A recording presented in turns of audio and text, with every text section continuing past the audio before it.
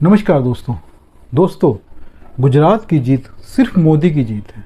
इसको हम जानने की कोशिश करेंगे तो पता लगेगा कि गुजरात में सिर्फ मोदी ही चुनाव लड़ रहे थे, क्योंकि वहाँ पर पिछले 5 साल में भाजपा शासन के दौरान 3 मुख्यमंत्रियों को बदला गया और एक बार तो मुख्यमंत्री समेत पूरी की पूरी मिनिस्ट्री ऑफ काउंसिल बदल दी गई, यानी कि सारे मंत्री और मुख्यमंत्री पूरी सरकार बदल दी गई। इससे लगता है कि गुजरात की जनता वहाँ की स्थानीय जो भाजपा है और जो स्थानीय प्रशासन है, जो स्थानीय भाजपा इकाई है जो राज्य कर रही थी, उसके खिलाफ कहीं ना कहीं जनता के मन में गुस्सा था और इस गुस्से को केंद्रीय नेतृत्व ने पहचाना और इस करके बार बार नेतृत्व परिवर्तन किया और एक बार पूरी सरकार बदल दी। इसलिए हमें मानना पड़ेगा कि गुजरात में जो चुनाव लड़ रहे थे, मोदी जी लड़ रहे थे, इसकी अब एक और वजह है कि गुजरात जो है मोदी जी का होम स्टेट है और ख़ासतौर पे अमित शाह जी होम स्टेट है। जब होम मिनिस्टर और प्राइम मिनिस्टर का जो होम स्टेट गुजरात, अगर वहाँ पर भाजपा हार जाती तो उसका क्या इम्पैक्ट होता पूरी नेशनल पॉलिटिक्स पर, वो हमें समझना होगा। क्योंकि जिस तरह से विपक्ष ने पिछले चुनाव में 2017 में भाजपा हालांकि जीत गई थी, लेकिन जो 99 सीटें आई थी उसके बाद भाजपा पर जो विपक्ष द्वारा हमला किया गया वो यही था कि भाजपा अपने ही राज्य में, मोदी जी अपने ही स्टेट में पिछड़ रहे हैं और बड़ी मुश्किल से भाजपा को जीत मिली है। और दोस्तों, उस पिछली बार जो हालात थे गुजरात के बहुत ख़राब थे, क्योंकि 3 लड़के हार्दिक पटेल, अल्पेश ठाकुर और जगनेश मेवानी, इन्होंने पूरे गुजरात का माहौल बदल दिया था और उस वक्त कांग्रेस के पास उनके चाणक्य अहमद पटेल भी थे। इस बार वो हालत नहीं थे, लेकिन फिर भी जो 27 साल से भाजपा शासन कर रही है, तो मेरा मानना है कहीं ना कहीं जनता में नाराज़गी होगी कि कोई भी सरकार जनता को पूरी तरह खुश नहीं कर सकती।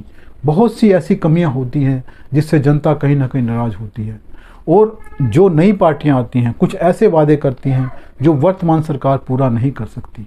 इसलिए मेरा मानना है कि इस सरकार में सत्ता परिवर्तन हो सकता था इस बार भी, लेकिन मोदी जी ने इसको अपने मान सम्मान पर ले लिया। वो जानते थे कि अगर वो गुजरात में हार गए तो पूरे राष्ट्रीय राजनीति का विमर्श बदल दिया जाएगा और ये कहा जाएगा 2024 में मोदी जी नहीं आने वाले हैं।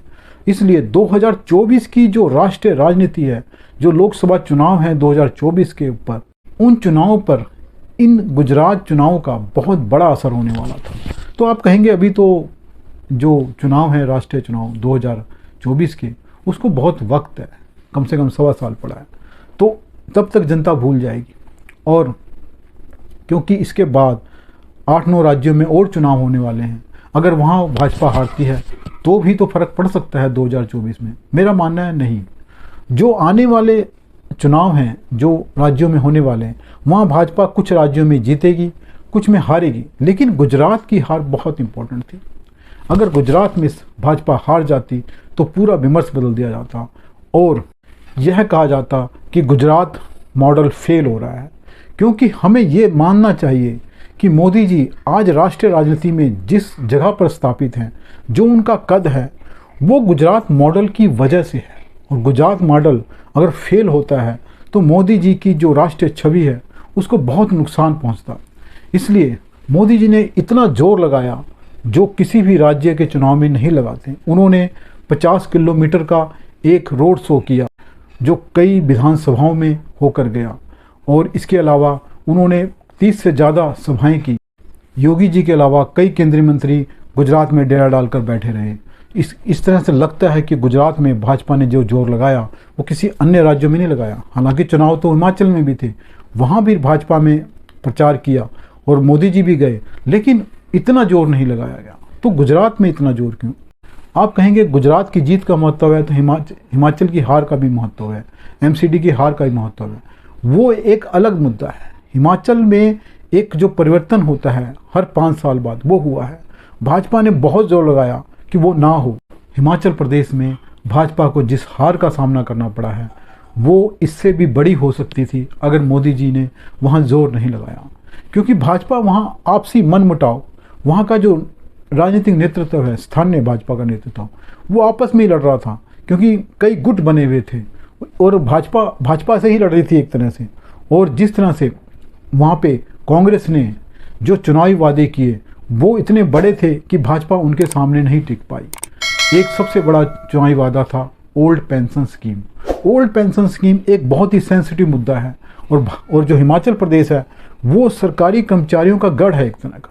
वहाँ पे सरकारी कर्मचारी इतने ज़्यादा हैं कि ये मुद्दा भाजपा को भारी पड़ गया और मोदी जी के कारण भाजपा वहाँ पर ये वादा नहीं कर पाई, क्योंकि केंद्रीय नेतृत्व मोदी जी का ये मानना है कि ओल्ड पेंशन स्कीम राज्यों की अर्थव्यवस्था को बर्बाद कर सकती है, वो राज्यों के लिए बहुत ही नुकसानदायक हो सकती है, इसलिए ऐसा वादा वो नहीं कर सकते। इसके अलावा 1 लाख नौकरियां देने का वादा भी कांग्रेस ने किया और महिलाओं को पेंशन देने का और भी कई तरह के वादे किए।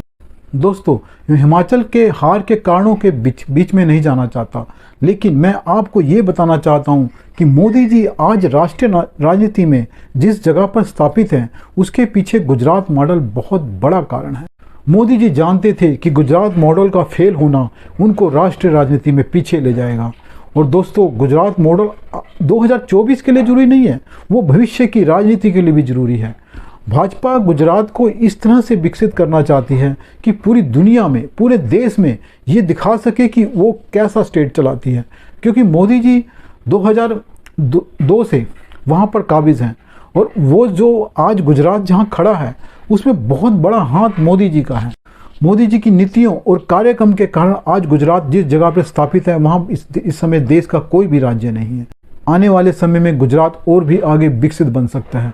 गुजरात की जनता की जो मानसिकता है वो फ्री बीज में नहीं गई। जिस तरह से केजरीवाल जी ने जितने वादे दिल्ली में किए थे या हिमाचल में किए थे, उस तरह से उन्होंने वही वादे गुजरात में भी किए थे। सबसे बड़ी बात यह है कि केजरीवाल जी ने जो फ्री बीज के वादे किए थे वही कांग्रेस ने किए थे, लेकिन वहाँ कुछ नहीं चल पाया। यहाँ तक कि ओल्ड पेंशन स्कीम भी वहाँ पे लागू करने की बात की गई थी। फ्री बिजली और पेंशन देने की और महिलाओं को पैसे देने की बात ना सिर्फ केजरीवाल जी ने की बल्कि कांग्रेस ने भी की। इसके बावजूद अगर भाजपा इतनी बड़ी जीत हासिल करती है तो पूरे राष्ट्र को गुजरात ने ये संदेश दिया कि वो विकास के साथ है, वो फ्री की योजनाओं के साथ नहीं है। उसे मुफ्त में कुछ नहीं चाहिए, उसको मेहनत करके कमा कर खाना है। वो विकास चाहता है, ना कि फ्री की चीज़ें चाहता है। और यही मॉडल भाजपा का भविष्य का मॉडल है। भाजपा पूरी तरह से इस तरह की योजनाओं के, फ्री बीज के खिलाफ है।